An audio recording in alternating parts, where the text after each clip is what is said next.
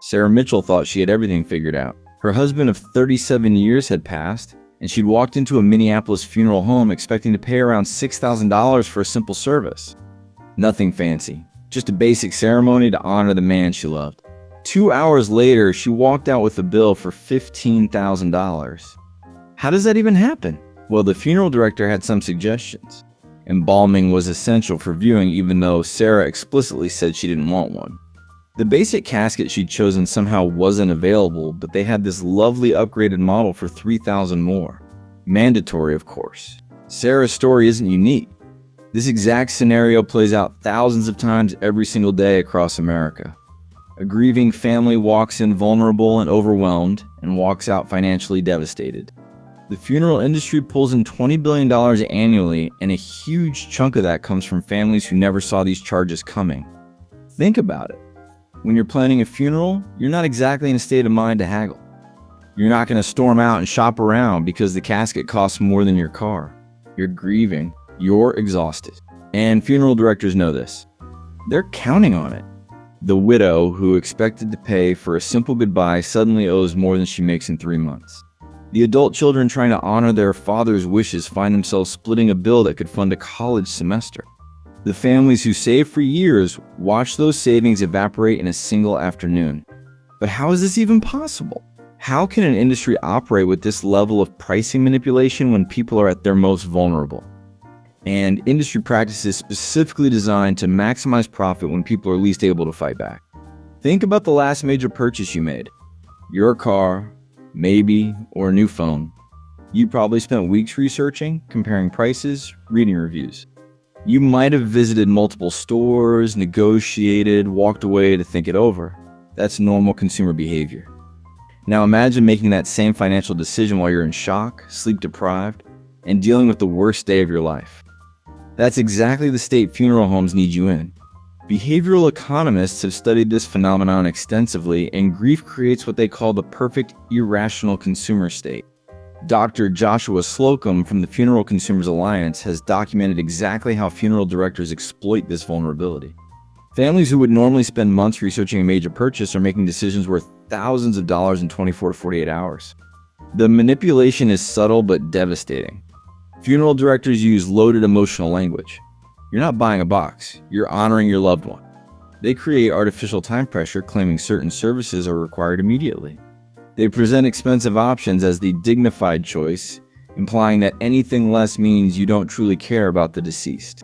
And here's the kicker. This psychological manipulation is perfectly legal. The Federal Trade Commission's funeral rule, supposedly designed to protect consumers, has massive loopholes. Funeral homes can still bundle services, hide fees, and pressure families into upgrades. The rule requires price disclosure, but only after you're already sitting in their office, emotionally invested in the process. Want to file a complaint? Good luck. State licensing boards that oversee funeral homes are dominated by funeral industry representatives. They investigate their own colleagues and, shockingly, rarely find serious violations. The system is rigged from every angle. Grieving families face trained salespeople who know exactly when and how to strike. Understanding the psychology is just the beginning.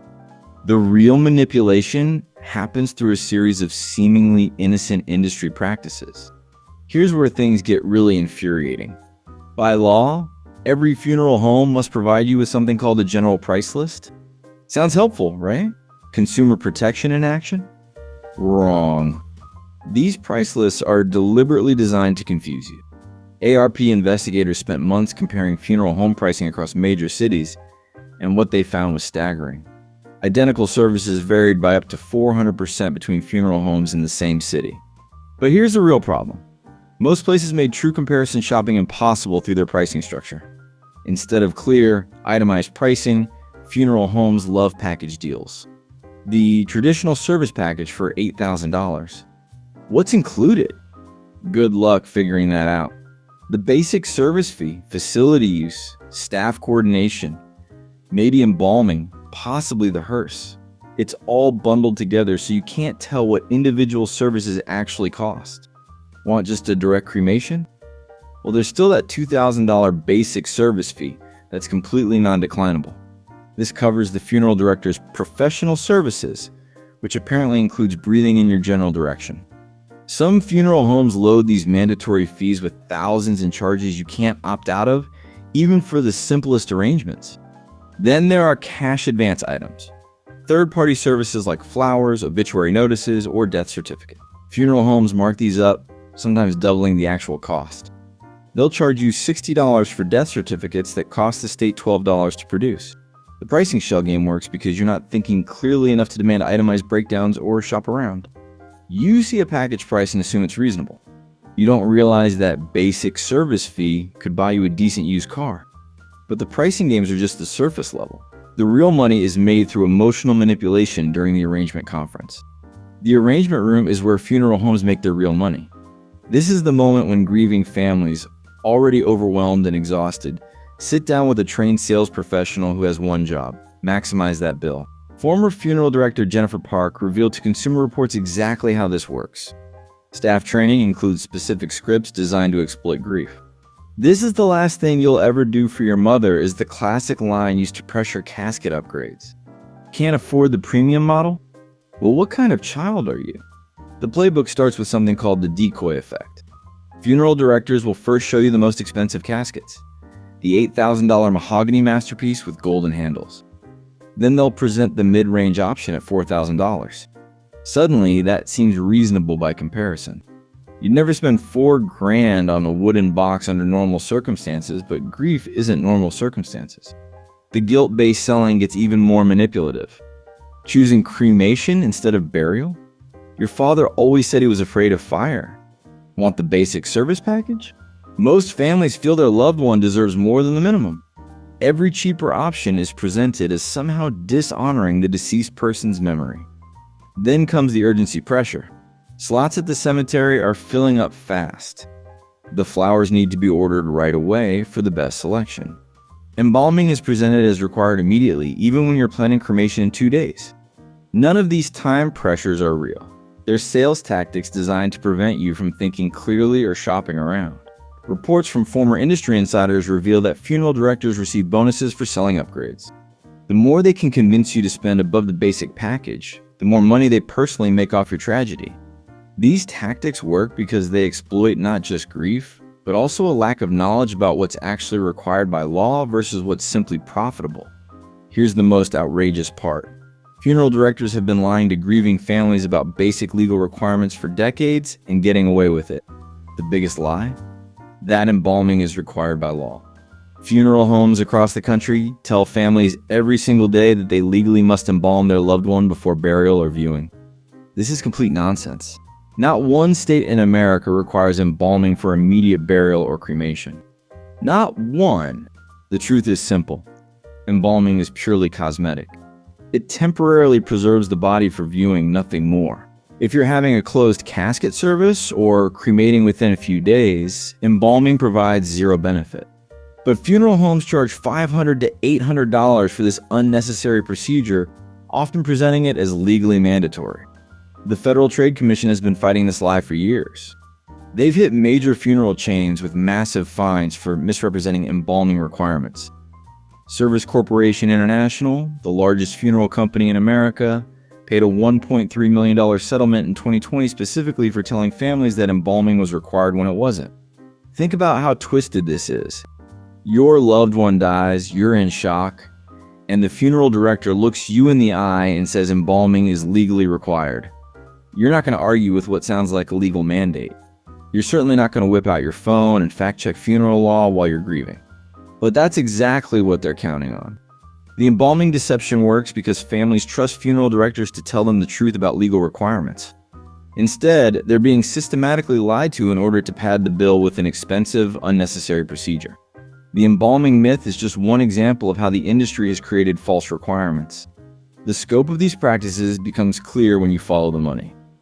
But here's what makes this whole situation even more infuriating. What used to be isolated bad actors has now become a systematized corporate machine designed to extract maximum profit from your grief.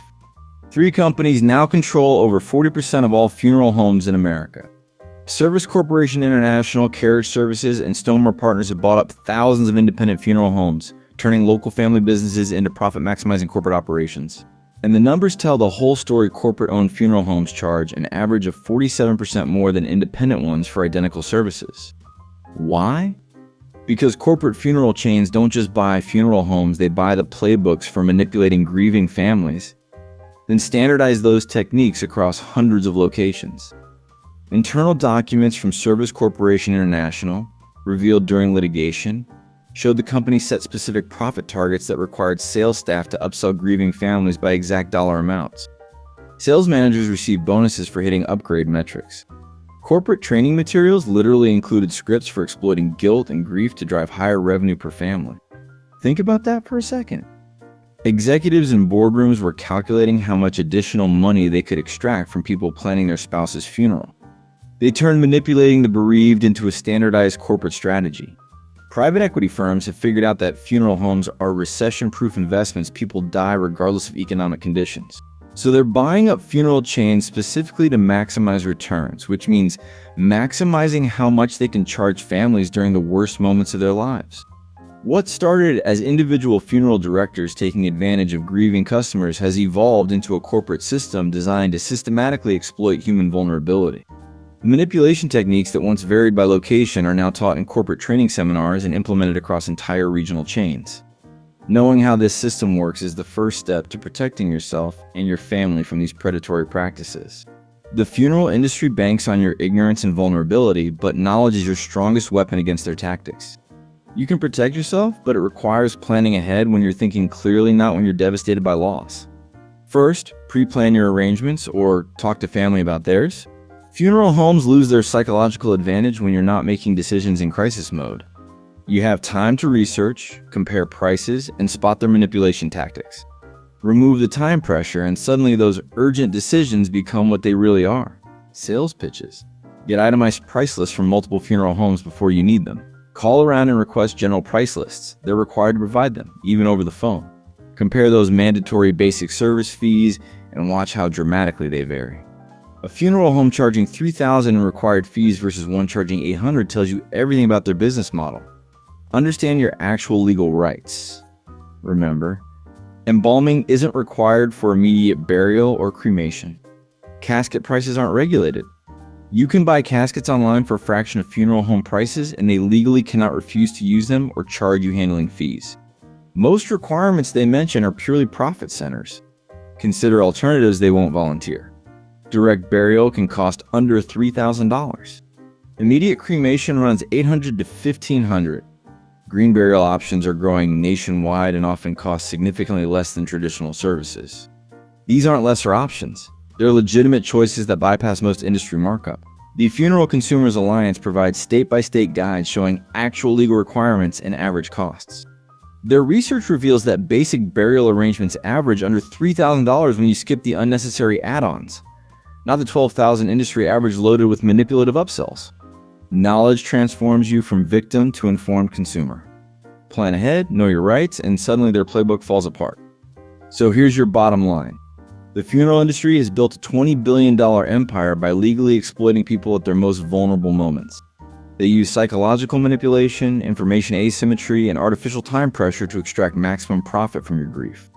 This isn't accidental. This isn't a few bad actors.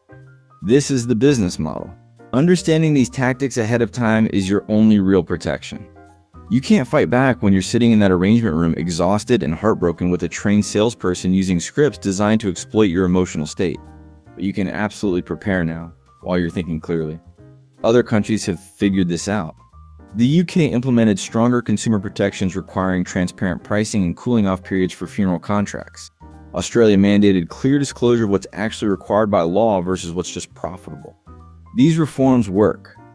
Funeral costs in countries with real consumer protection are significantly lower than American prices. We need regulatory reform here too. The Federal Trade Commission's funeral rule needs teeth. State licensing boards need independence from industry influence. Corporate chains manipulating grieving families should face real consequences, not slap on the wrist fines they treat as business expenses.